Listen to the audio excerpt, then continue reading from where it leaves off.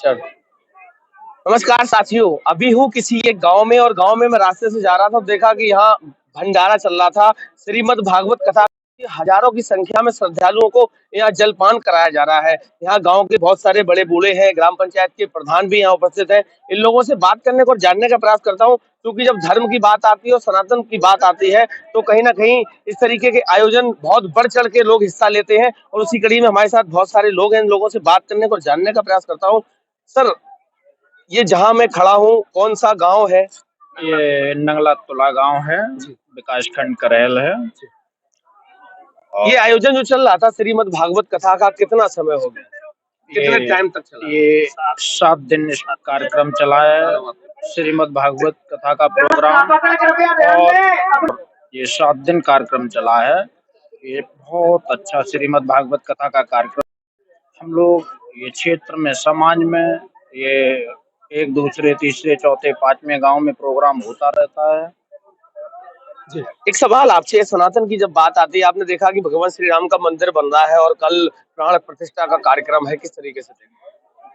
ये जो प्राण प्रतिष्ठा का कल कार्यक्रम अयोध्या में है, भगवान श्री राम की प्राण प्रतिष्ठा कल होगी। ये बहुत ही हम लोगों का सौभाग्य है जो आज ये जो हम लोगों को मौका मिला है, और ये बहुत ही अच्छा काम किया गया। क्या नाम है महाराज जी? आगे आ जाए थोड़ा। रामरूप देव महाराज है। रामरूप देव महाराज है। हम यहाँ नगला तुला में ये हमने 7 दिन हो गए, 8 दिन ये भंडारा है। हमने यहाँ बहुत लंबी जगह करवाई है, सब लोगों का प्रेम मिला है ये नगला तुला में। और हम लोगों को इन्हें ये बजरंगबली का मंदिर है। अच्छा, एक सवाल आपसे, चूंकि आप संत हैं, कथावाचकों की अगर बात करें तो आपने देखा किस तरीके से लोग धर्म के नाम पे अपना धंधा चला रहे हैं, तो क्या कहना चाहते भाई ऐसा है, वो तो कथा भागवत के लिए धर्म पे चलाते हैं, पर ऐसा होता है साधु संत जो होते हैं वो अपने ही धर्म के हिसाब से।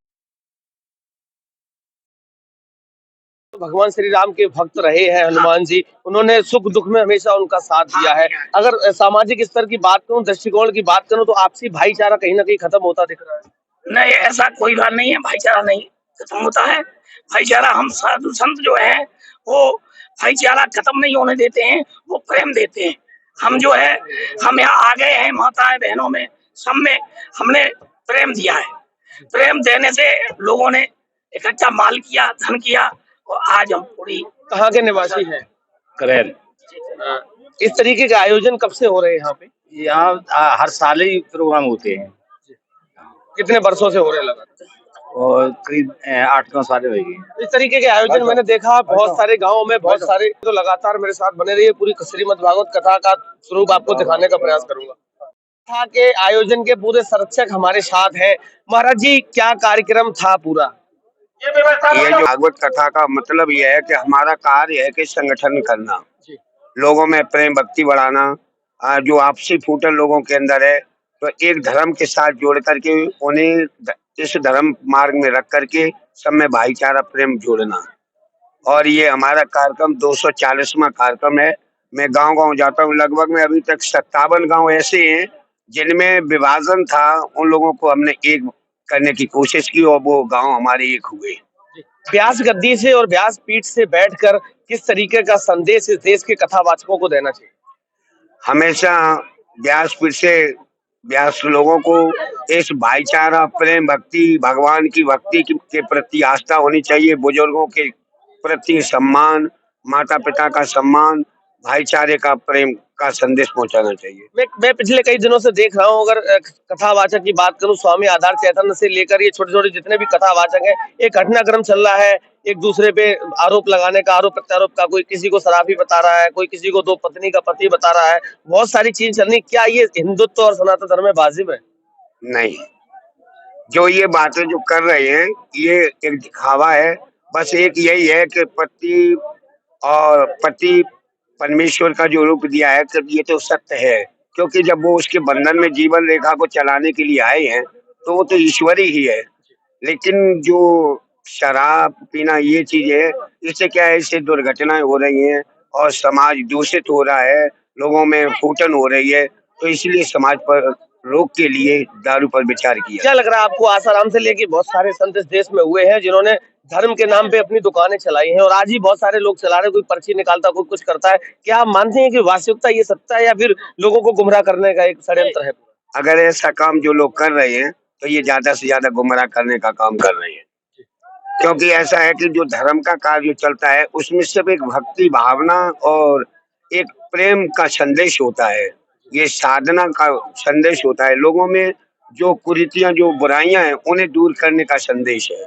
लेकिन जो लोग जो पर्चियां निकाल के दिखाते हैं, ये चीजें होती हैं, ये तो एक आडम्बर भी होता है। फिर भी आपने देखा कि लाखों लोग, हजारों की संख्या में लोग वहां पहुंच रहे हैं और आपने देखा कि पर्चियां कटती हैं 2100, 2200, 20,000, 50,000 पैसे लिए जाते हैं लोगों से मिलने के नाम पर। ये गलत हो रहा है। देखिए, जो पर्चियां निकाली जा रही हैं तो ये गलत है। जो आत्मा का दान देता है, श्रद्धा भी जिसकी वास्तव में मनोकामना हो रही है, उनकी भावना आस्था जुड़ी है, अगर वो दान पुण्य अपना कर रहा है तो अच्छा है। लेकिन ये पर्चियां काट करके मंदिर बन रहा है, श्रेय किसको देते हैं? भगवान श्री राम का हम तो आप सभी को देते, जितने भक्त हैं वो सभी हैं अभी भगवान। मैं एक हफ्ते अयोध्या में रहा था, तो जिस तरीके से पूरा इवेंट चल रहा है तो लग रहा है कि चुनाव को देखते हुए पूरी सरकार पूरा इवेंट बनाने में लगी हुई है। नहीं, ऐसा कुछ नहीं, लोगों में भक्ति भावना को फिर से जगा रहे हैं और वैसी कोई बात नहीं है। प्राण प्रतिष्ठा कौन व्यक्ति कर सकता है? प्राण प्रतिष्ठा जो एक सर्वस्व पूजनीय ब्राह्मण हो या संतों जिसे योग हो, वही प्राण प्रतिष्ठा कर सकता है। इस देश के नरेंद्र मोदी प्रधानमंत्री भगवान श्री राम की कल प्राण प्रतिष्ठा करेंगे 11 बजे, क्या सही है? देखिए, प्राण प्रतिष्ठा जो हो रही है वो मतलब पहले तो जो समय दिया गया श्री राम का वो भी सही है, और अगर वो कर रहे हैं तो कोई गलत नहीं कर रहे हैं, ठीक कर रहे हैं। क्योंकि जब सबको जोड़ रहे हैं, भाईचारा जोड़ रहे हैं। लेकिन जो त्योहार का जो रूप समय है वो समय पर ही होना चाहिए। मतलब रामनवमी पे होना चाहिए था। बिल्कुल जल्दी करा रहे हैं इसका मतलब? नहीं, इसका मतलब कोई बात नहीं है, लेकिन इनका अपनी भाव अपना संदेश है। तो ये श्रीमद् भागवत कथा का कार्यक्रम चल रहा था पिछले एक हफ्ते से। यहाँ पूरा गांव, पूरा समाज मिलजुल कर आपसी भाईचारा बनाने का प्रयास कर रहा था। तो लगातार मेरे साथ बने रहिए। अयोध्या एक हफ्ते प्रवास पे रहा तो सारी चीजें धर्म से लेकर, सनातन से लेकर सारी चीजें रूबरू कराने का प्रयास किया। ऐसे अथक प्रयास और भी करता रहूंगा और आप लोगों को जमीनी हकीकत से रूबरू कराने का प्रयास करता रहूंगा। तब तक के लिए नमस्कार।